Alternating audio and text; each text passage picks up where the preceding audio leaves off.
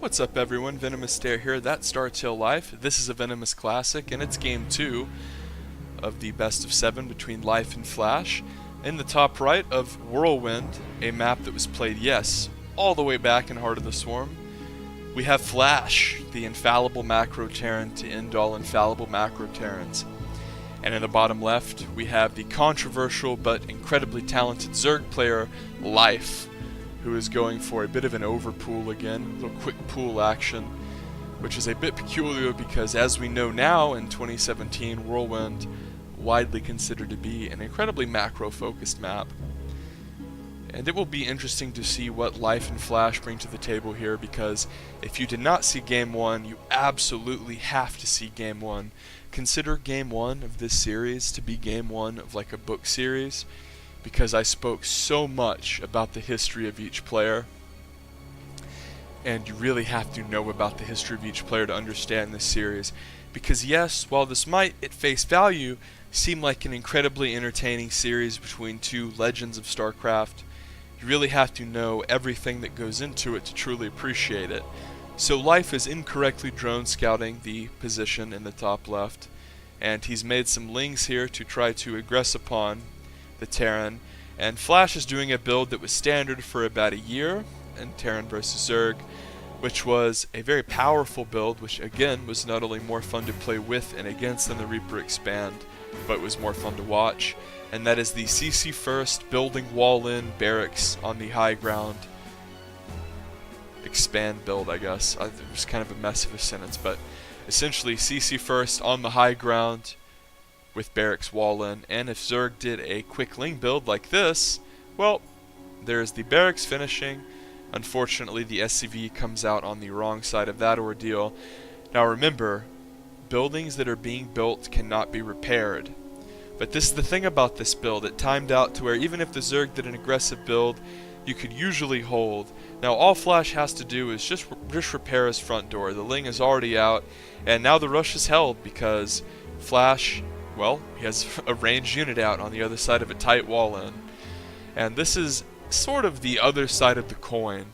That is the coin, of course, that is Reaper Expand versus Marine Expand. Now, in a Reaper Expand, not only does the Reaper kind of see what the Zerg is doing every time, but it counters ling all-ins even better than a Marine, because hypothetically, if Flash for whatever reason were to aggressively move out with that first Marine, let's just say that Life didn't know where he was and that his lings were a bit later, and Flash was like, oh, I want to move out on the map with my first Marine. At least at that point, if the lings, met up with the Marine, the game could be in a very precarious situation for Flash, who probably would have been going Reactor to swap over to his factory. Now, the difference between that and a Reaper is if you make the Reaper can go up cliffs, and it's way fast.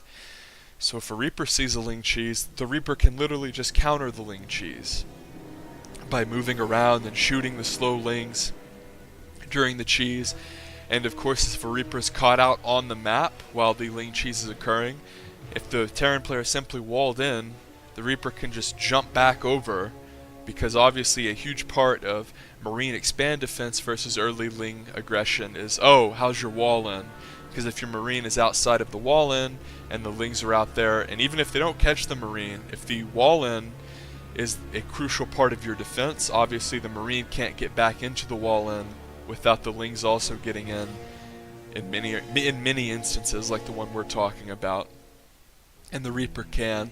So in my opinion, the Reaper is just not that much fun to watch, because, oh yeah, it's better in the sense that if you're a Terran player, you're not going to get caught off guard. You're not really going to die to any super early cheese. Like, really, the closest thing that we see to, like, a ling cheese, a similar ling cheese, is in Terran versus Zerg. Sometimes Zerg will do an early pool, and then they'll expand behind it. As you see, Flash might actually just run in here with his 4 Hellions, with a couple Queens out. Notice that Life didn't actually kill any of the Hellions, he just got them low. And some drone damage is going to occur here, but with the Queens running into the main, no wall in there for that pool, and those Hellions slip around, one of them dies. but not devastating damage. 2 Lings come out, but we might see some more damage. And Life, always the type to try to dial up counterattacks. And against lesser players playing counterattacks, it's not even like a counterattack style. That's what's so great about Life, is it's not even like a style that he does where it's like a gimmick where he's always trying to counterattack. It's just something that Zerg in general should be doing, is having a handful of Lings to run in. Because Terran loves to keep their front door down and just rally stuff out at you and keep pressure on you. Life was the master at this. So completing my thought about the Reaper can see pretty much any cheese coming. Pretty much the only cheese that Zerg can do in Legacy of the Void is the old double gas herp-de-derp Ravager play. And that's just so weird because you have to have factory units to stop it. But if you open Reaper, it's the kind of thing that you want to do anyway because it sees it. So I was a big fan of the Marine Expand / CC First meta because there was more of a battle, kind of a secular combat triangle, cyclical metagame, combat triangle type thing we saw, where it was like CC First lost to Pool First, but Pool First kind of lost to safe openers, and etc. Now it's just kind of like, okay, Reaper beats Cheese, Reaper's fine against Macro, Reaper punishes 3-hatch, Reaper's good against everything. Now, does Blizzard want Terran to have sort of like a safe scouting unit to make sure they don't get caught off guard? I guess. But whenever I cast these games, and it's Reaper Expand every single game, let me tell you, like, it's pretty dull. So it was nice to see back in the day how sometimes it was CC on the high ground opener, sometimes it was CC on the low ground, sometimes straight up Marine Expand with CC on low ground, sometimes Marine Expand with CC on high ground, you know, sometimes 2 racks Marine Aggression. Now, Reaper. Maybe 4% of the time he'll go Marine to hunt Overlords to be cute, but it's pretty monotonous now.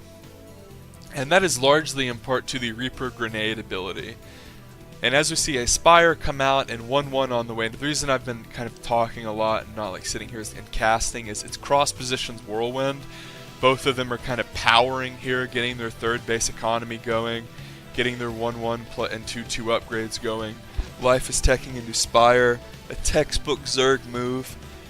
So everything standard. It is Mutiling Baneling versus Bio Mine. As you see, Life gets Lings into the natural here, and he sees mines, which of course are valuable to knowing the unit composition. So one of the things that is so good about Life is not only he's running in the base all the time to see the unit composition and potentially do damage, but he's causing his opponent to multitask.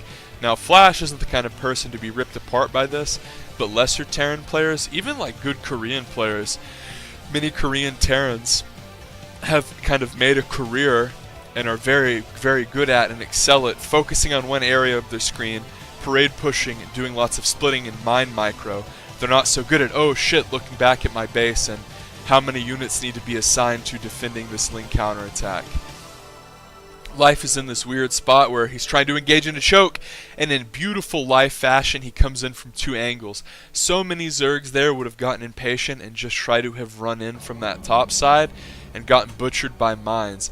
Notice how Life just ran a handful of units behind. It meant that Flash could not kite back, and it meant that the mines were pretty much nullified because it would have been very, very difficult to target fire them correctly, because with Lings that close, you're pretty much going to friendly fire no matter what. And a filthy shot there, as you see just how powerful the old mines were. And Mutos are going to be traded for Marines here, as it is very close, and Life thinks, oh, okay, I barely held, oh crap, as a double drop comes into his main. And this is Terran bread and butter. Even to this day in 2017, you should be playing like this.